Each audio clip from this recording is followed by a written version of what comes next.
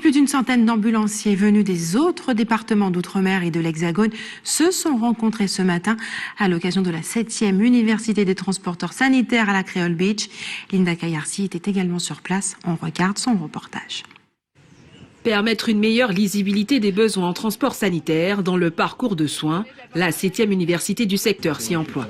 Aujourd'hui, lorsqu'on regarde le paysage du transport sanitaire, on est tous pointés du doigt. On est pointé du doigt en disant mais sur une activité qui évolue entre 2 et 6% par an, ces entreprises-là doivent être florissantes. Alors que ces entreprises-là sont en train de se casser la figure, de décrocher totalement. Alors vous voyez, c'est assez antinomique, parce que d'un côté on a une croissance, de l'autre côté on a un décrochement. Ça veut simplement dire qu'il n'y a pas d'organisation. Et effectivement, dans les faits, aujourd'hui, une ambulance n'est utilisée qu'entre 40 et 45% du temps.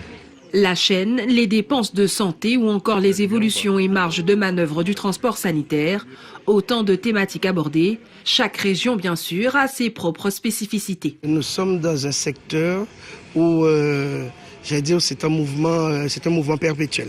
Donc les ambulances, comme tous les professionnels de santé, rencontrent beaucoup de difficultés. Vous savez que nous sommes à l'heure des restrictions budgétaires et comme dans toutes les professions, nous devons imaginer des modèles économiques qui soient efficients, c'est-à-dire qui puissent rendre le service pour lequel nous sommes mandatés, c'est-à-dire service sanitaire, le plus proche pour les évacuations sanitaires, pour le transport sanitaire de manière générale, mais aussi tenir compte des déficits colossaux qu'engendre le secteur de la santé.